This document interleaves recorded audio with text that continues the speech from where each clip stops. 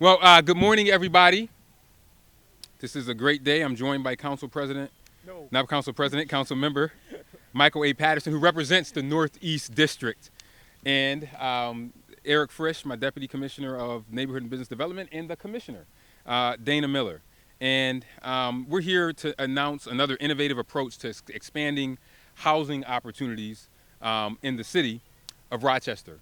For more than a year, my team has been considering exploring new ways we can implement modular and manufactured housing in the city. And today, we are launching Rochester's first modular and manufactured housing RFP. This is a pilot, a continued exploration of a model that is very difficult to implement in an urban setting. Not easy to do, but we're going to try. We want to learn what it takes to deliver quality, modular, and manufactured housing in a city environment like ours, where narrow roads, low bridges, and underpasses present some logistical challenges. This is about innovation, problem solving, and pushing boundaries to prepare Rochester for the future of housing by exploring all possibilities.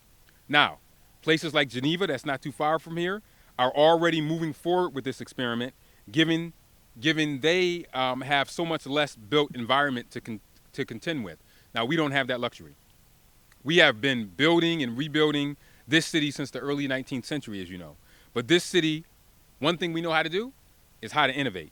So we are up to this challenge. Now we are looking for partners to dig deep, get creative, and join us to see how this can be done.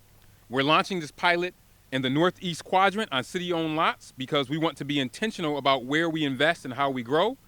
Sites at Wilder and High Street and here at Davis and Lewis Street are the platforms for this innovation and opportunity. And this work will build on other home ownership focused housing investments like Buy the Block, the upcoming First Genesis housing development, and Interloop North. Across the city, we're investing in the construction of new rehabbed affordable homes, and we'll be helping hundreds of families become homeowners. Now, since the start of 2022, we've completed dozens of homes. Another 59 are planned or underway, and we're able to leverage American Rescue Plan's dollars for that. In each of those, and in this pilot program, we are engaging with important partners who will share efforts on costs and ultimately inspire more investment, more innovation, and more creativity. These multiple efforts are focused on home ownership, as I've said before, because home ownership is essential to building wealth, creating stability, and providing opportunities for families. We're taking bold steps to close the home ownership gap and continue to gain that momentum. At the same time, we're also hard at investing in affordable and market rate rental housing. As many of you know, since the start of 2022, my administration has started or completed close to 4,000 affordable and market rate housing, which translates into about 450,000 square feet of both mixed use and commercial space. Those projects have driven a remarkable investment of almost $1.5 billion in affordable housing and more than $300 million in market rate. And we know the projects: Zion Hills Senior Apartments, Dr. Samuel McCray Way, Edna Craven Estates, not too far from here, 270 on East, at the corner of East and Charlotte Streets. Now, this year, that complements what we're doing here. Set for completion this year: Taylor Square in the old Hickey Freeman building on North Clinton Avenue, Center City Courtyard at the corner of Main Street and Plymouth Avenue, and Alta Vista on Franklin Street near Joseph Ave in downtown. And projects in the early stages of development include the former Hotel Cadillac building on Chestnut, the Edwards building on St. Paul, and 125 Howe Street, one of the last remaining parcels on Interloop East.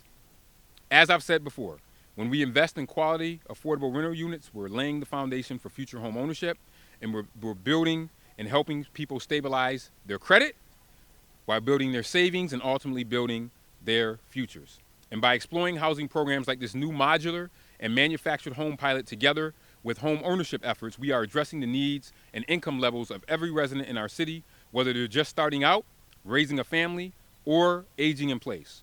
Rochester's housing issues are complex and have been festering for decades. Innovation and change takes work, and I am glad to have partners in government that are as committed to this effort as I am. Michael Patterson, who I've talked to about this modular concept, he represents this area. He's in the Northeast area. He is the voice of Northeast residents. He has lived in the Northeast, and more importantly, he represents the Northeast. So I want to have Michael A. Patterson talk about this project. And I will say he was very successful in lobbying me to do this here in the Northeast. I think we're also doing some in the Southwest as well. So we're doing the Southwest as well. We were just going to do the Southwest because that's where we have some more by-the-block homes there. But Mike said, Mayor, you better find some lots in the Northeast. And here we are. This will be one of the lots. Mr. Council Member. So I just also wanted to mention that literally right up the street, another project that is currently under construction is True North, a significant number of new rental properties. Ladies and gentlemen, I'm not going to tell you anything that you don't know. We are in the middle of a housing crisis. America is always in the middle of a housing crisis, especially for black, brown, and low-income families. Mayor Malik Evans has been my partner in government in pursuing the notion that we need it all. We need every manner and form of housing that we can get to serve the needs of this community, whether it be affordable housing, whether it be market rate housing, whether it be rental housing, whether it be owner occupied. This is an opportunity for us to build more owner occupied and hopefully to come in at a price point that is not only market rate but definitely affordable for the people that will be buying these houses. As part of the due diligence that we've done, the mayor's team and myself have been out to look at some of the manufactured housing that is being built, a lot of it being built in New York State factories. Yeah, a factory built home. It's not a double wide. It's not something on a trailer. It might come in on a trailer, but it either goes on a slab or it goes on a basement, and it's a house. And after seeing the quality of work that goes into the construction of these properties, it makes traditional housing construction look obsolete. The notion that you would build a house out in the cold, out in the rain, it gets rained on and all that stuff, whereas, you can literally order a house, and you literally order a house, they build it to your specifications, and they bring it in and they put it on the location where you want it.